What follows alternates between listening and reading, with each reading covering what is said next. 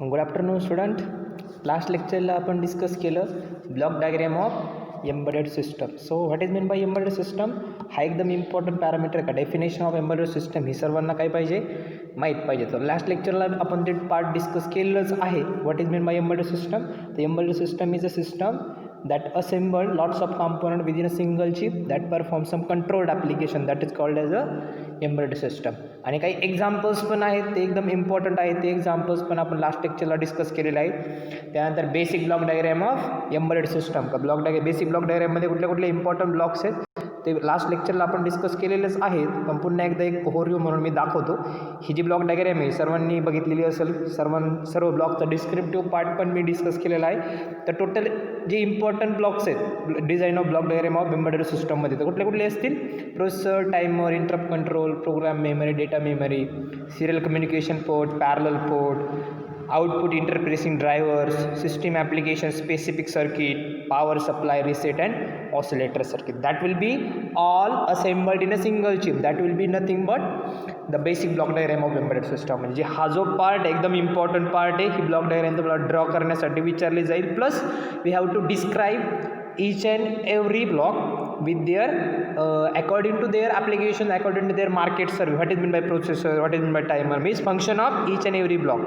That will be discussed from last lecture. So today we have to starting the important topic, hardware architecture. So what is meant by architecture?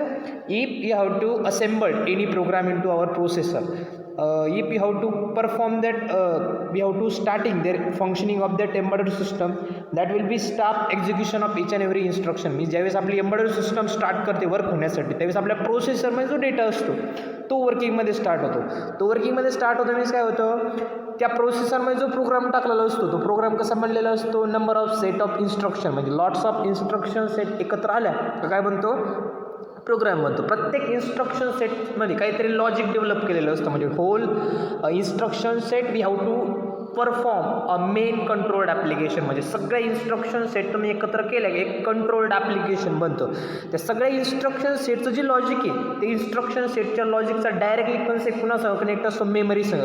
कुठं तुम्हाला PSW लागत असेल, कुठं तुम्हाला arithmetic operation लागत असेल, कुठं तुम्हाला डेटा स्टोअर करायचा असेल, म्हणजे डायरेक्टली कुठं ॲप्लिकेशन असेल डेटा प्रोसेसिंगचं. पण डेटा दोन टाईपचं असेल, instruction data, data in terms of memory असेल किंवा डेटा इन टर्म्स ऑफ मेमरीच्या ॲप्लिकेशनमध्ये परमनंटली स्टोरेजमध्ये असेल किंवा टेम्पररी बेसिसच्या स्टोअरला असेल. या दोन्ही प्रोसेसचा डेटा ॲक्सेस करण्यासाठी काही आर्किटेक्चरचं असतं. त्या आर्किटेक्चरचं ॲप्लिकेशन काय असेल, डेटा प्रोसेसिंग. तर तुमच्या एम्बेडेड सिस्टममध्ये दोन टाईपचे आर्किटेक्चर्स तुम्हाला यूज करायचे. कुठले कुठले?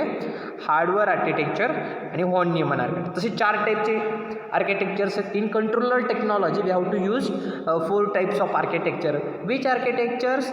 So the firstly we have to name as a hardware architecture, von Neumann architecture, RISC architecture and CISC architecture. According to that for all architecture, our embedded system we have to design. तुमची embedded system या 4 व्यतिरिक्त कुठल्याच आर्किटेक्चरने design केलेली नसते.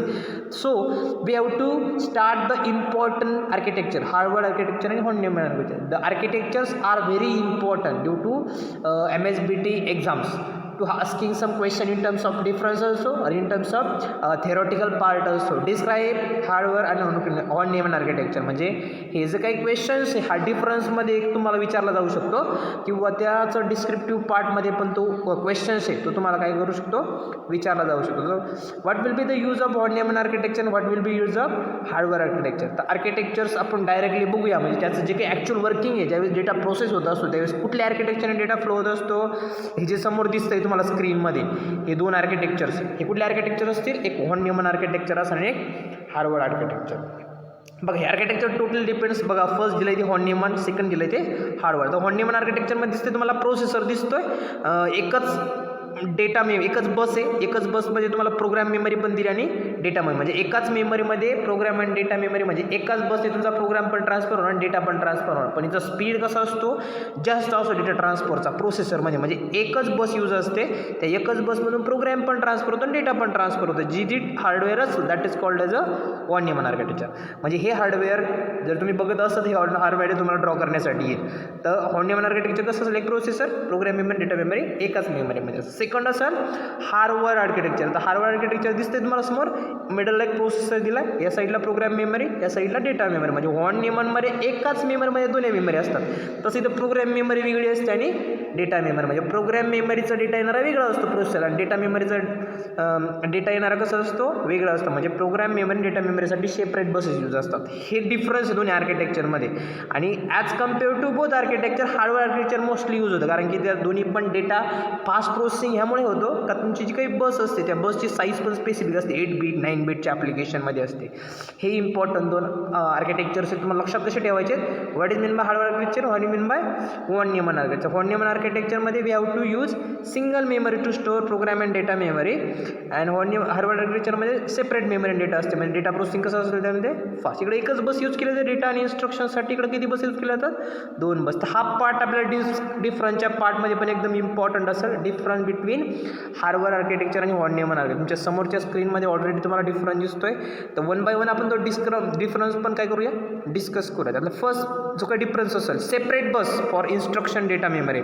म्हणजे हार्डवेअरमध्ये data memory program memory transfer करण्यासाठी कशी असते, सेपरेट बसेस असते डेटा पेचिंगसाठी. इकडे कशी असेल, एकच बस असेल. हा एक फर्स्ट डिफरन्स असेल. Second, easier pipeline, low performance as compare to hardware. म्हणजे पाईपलाईनिंग जी प्रोसेस आहे म्हणजे डेटा ट्रान्सफरची ती कशी असते, इथं इझियर असते, तिथं कशी हार्ड असते, कारण एकच मेमरी असल्यामुळे पाईपलाईनिंग पॉसिबल नाही आहे तिथं. सेकंड असेल कम्पॅरेटिव्हली हाय कॉस्ट चिपर, म्हणजे जास्त cost as compare to costing hardware architecture are more cost as compare to von Neumann architecture. म्हणजे that will be the cheaper part of von Neumann. Means ही कॉस्टला high असेल, ते कॉस्टला low असेल. No memory alignment problem, म्हणजे memory अलाइनमेंटचा कधीच प्रॉब्लेम येणार नाही, कारण की सेपरेट असतात दोघी. अलाइनमेंटचा प्रॉब्लेम येऊ शकतो maximum. Most of the problem you have to modifying some code that will be have to generate some problems for to अलाइंग some problems to memory adjustment. Second असेल since data memory and program memory are store physically difference location, no changes for corruption of program memory. Since the memory and program memory are stored physically in same chip, जी काही data memory program memory तर separate आहे एका single चिपमध्ये. तुमच्या von न्यूमनमध्ये एका चिपमध्ये असते, हार्डवेअरमध्ये सेपरेट असते. हा एक डिफरन्स. आणि एक डायग्रॅमचा पार्ट म्हणून तुम्ही डिफरन्समध्ये काय करू शकता, ॲड करू शकता. त्यानंतर नेक्स्ट पार्ट असेल तुमचा रिस्क आणि सिक्स. हे पण काय असतील, दोन आर्किटेक्चर्स असतील.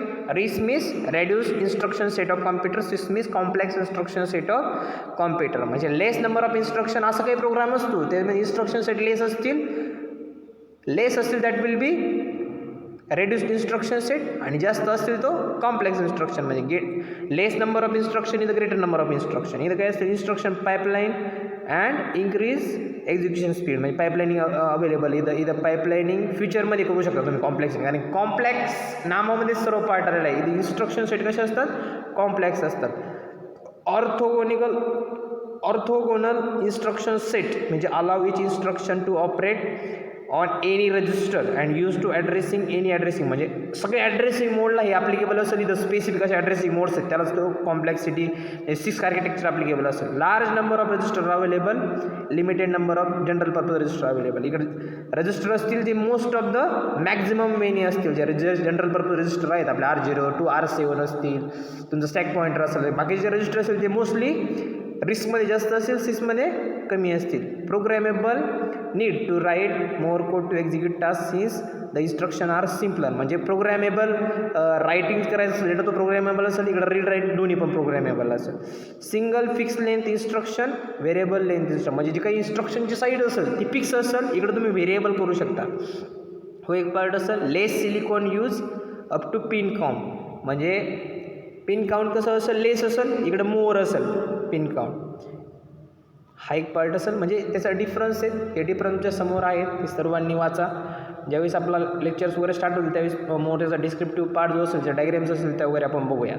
आता नेक्स्ट जो इम्पॉर्टंट पॅरामीटर आहे, हे आर्किटेक्चर्समधलं सर्वात इम्पॉर्टंट पॅरामीटर रिसिसवर जास्त त्याचा भर नसेल, जास्त भर जो असेल तो कशावरती असेल, हार्डवेअर आणि व्हॉन न्यूमन. कारण की most of the processor we have to use to processing the data this two architecture. म्हणजे मोस्टली हे दोन आर्किटेक्चर्स जास्त यूज होतात, त्यामुळे ह्या दोघांकडेच जास्त लक्ष देऊया आपण. त्याचा डिफरन्स प्लस त्याचं हे पण बघूया. तर नेक्स्ट असेल features of 89C51 with their application. So last semester we have to discuss one important subject microcontroller 8051. So microcontroller is one of the single chip means integrated circuit that will be having some perform control application according to their program is interfacing of some software and hardware. means काय करतो काहीतरी programme असतो तो 8051 मध्ये assemble केला असतो काही control application perform करतो. बेसिक प्रोग्राम्स आहेत ते ॲप्लिकेशन कुठले असतील LED ऑन ऑफ करणं 7 सेगमेंट डिस्प्लेवरती डेटा डिस्प्ले करणं त्याच्यानंतर मोटरचे रोटेशन राईट करणं motor rotate in right clockwise direction anti clockwise direction असे most of the important control application आपण कंट्रोलरमधून काय केलेले आहेत स्टडी केलेले. सेम फॅमिली आहे 89C51 will be having same number of pin. Last semester we have to study 8051 also 89C5. They will be having same family.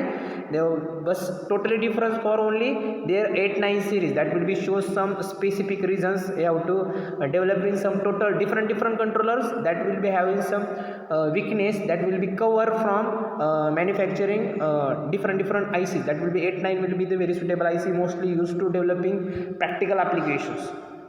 जे आपण practical application बघणार आहे त्यामध्ये मोस्टली 8051 यूज करता 89C51 ही फॅमिली मोस्टली यूज केली जाते. तर ते ॲप्लिकेशनचे फीचर्स पण आपण ज्यावेळेस आपला जो कंट्रोलरचा सब्जेक्ट होता त्यावेळेस बघितलेले आहेच. पुन्हा आपण एकदा डिस्कस करूयात. तर total number of pins present in 8051 microcontroller are 40. म्हणजे 89C51 मध्ये किती पिन्स असतात 40 पिन्स असतात. त्या 40 पिन्समध्ये 32 pins as a input output म्हणून यूज करू शकतो आपण. Port 0 port 1 port 2 port 3. तर पोर्ट 0 पोर्ट 1 पोर्ट 0 ही मॅक्झिमम एक्सटर्नल डेटा ट्रान्सफरसाठी यूज करू शकतो आपण 80 to 87. Port 1 input output board use करू शकतो. पोर्ट 2 पण मोस्टली आपण ॲड्रेस ॲक्सेस करण्यासाठी किंवा ॲड्रेस इंटरफेस करण्यासाठी मोस्टली यूज करतो फक्त ॲड्रेससाठी. ॲड्रेस आणि डेटा हा पोर्ट 0 मध्ये होतो. आणि पोर्ट 3 हा mostly we have to use for to perform the serial communication from our controller to PC or PC to microcontroller to sending our data from one transmitter end to one receiver end for serially by using UART port or RS-232 port. म्हणजे काय 3 नंबरचे port मोडली serial कम्युनिकेशनसाठी आपण use केलेले. त्यामध्ये सर्व pins पण आपण डिस्क्राईब केलं आहे. Port number P3.0 to P3.7 RxD TxD INT0 INT1 timer 0 timer 1 read write crystal pins. हां तो so 32 pins are called as the input output pin that can be represented by port 0 port 1 port 2 and port 3. Remaining 8 pins having special functions pins which is having some special functions. So 2 pins are crystal pins XTL1 and XTL2. Pin number 18 and pin number 19 that will be mostly used to generate some crystal frequency 12 megahertz 11.0592 practically and 12 megahertz ideally. That will be the generate some frequency input that will be take some timing value input that will be decide 8 bit only. Means capacity जी असेल 89C51 मायक्रोकंट्रोलरची किती बीटची असेल 8 बीटची असेल. जे pin number 20 असेल ती ground केलेली असेल आणि पिन नंबर 21 काय केलेलं असेल VCC. आणखीन जे रिमेनिंग 4 पिन्स आहेत त्या स्पेशल फंक्शन पिन आहेत डेटा ॲक्सेस करण्यासाठी डिमल्टिप्लेक्स करण्यासाठी त्या ॲप्लिकेशनमध्ये तुमचा जो काय ड्रायव्हर आहे तो हँडल करण्यासाठीच्या पिन असतील कुठल्या EA बार ALE PSEN म्हणजे data demultiplexing multiplexing transferring external memory location. काही वेळेस आपला जो डेटा असतो तो पुरत नाही इंटरनल मेमरी लोकेशनचा. ज्यावेळेस आपण एक्सटर्नल मेमरी लोकेशन कनेक्ट करत असतो त्यावेळेस आपल्याला PSEN असे पिन्स ॲक्टिवेट करून डेटा एक्सटर्नल मेमरीचा आपण यूज करून ॲक्सेस करू शकतो. असा जो कंट्रोलर आहे त्या कंट्रोलरचं जे डिस्क्रिप्टिव्ह पार्ट आहे तो पण आपण स्टडी केलेला आहे. एक मोस्टली एकदम फास्टमध्ये इंट्रोडक्शन पार्ट म्हणून आपण तो घेतलेला आहे. आणि नेक्स्ट जो इम्पॉर्टंट पार्ट आहे जो विचारला जातो तुमच्या MSBTच्या क्वेश्चनमध्ये write down the features of 89C51. तुमचा कंट्रोलरची एक फॅमिली आहे त्याचे फीचर्स पण ऑलरेडी आपण बघूया.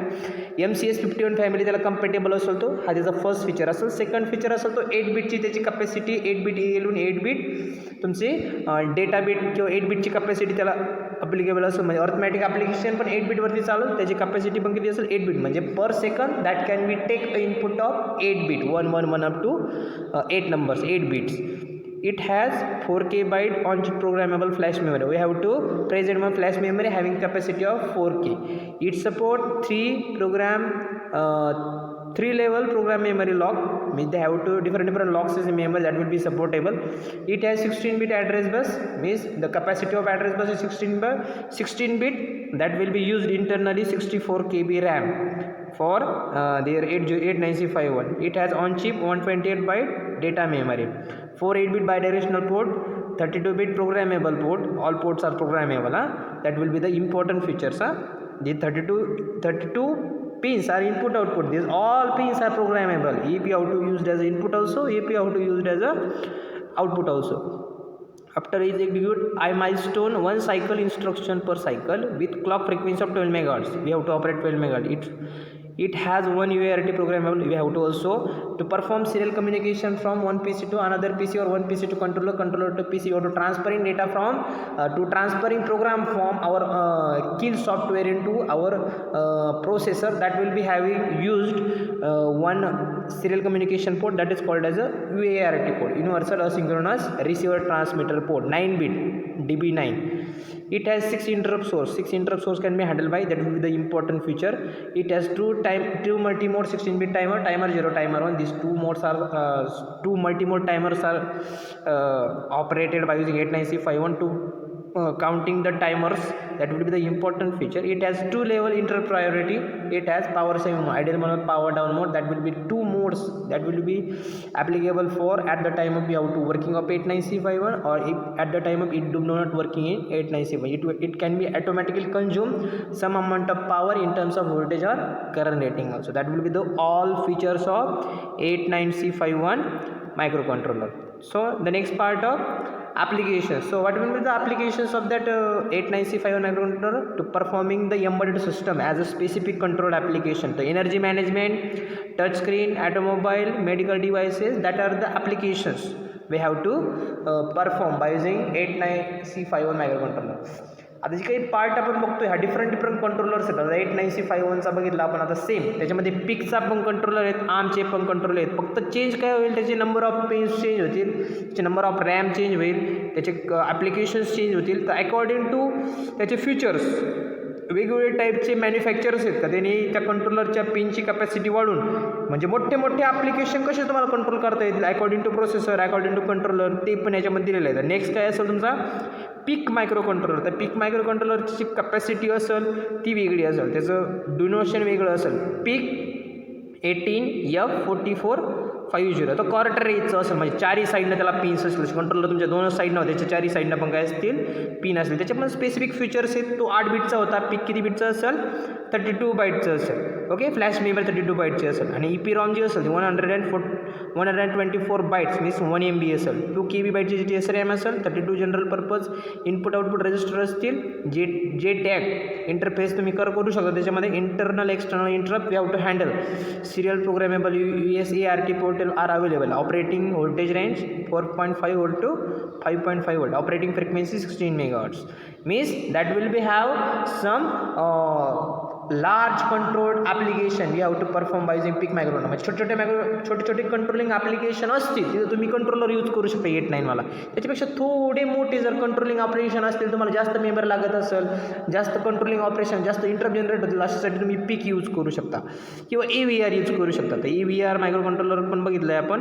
तर AVRचे हे PIC कंट्रोलर आपण जे आत्ता बघितले ते AVR मायक्रोकंट्रोलर होता, ॲडव्हान्स मायक्रोकंट्रोलर. तर ॲडव्हान्स मायक्रोकंट्रोलरचे ॲप्लिकेशन सिग्नल सेन्सिंग करू शकता, डेटा ॲक्विजिशन करू शकता, मोशन कंट्रोल करू शकता. मोठे ॲप्लिकेशन्स येते. इंटरफेस विथ मोटर्स करू शकता. LCD डिस्प्लेवरती काही मोठा डेटा डिस्प्ले करू शकता.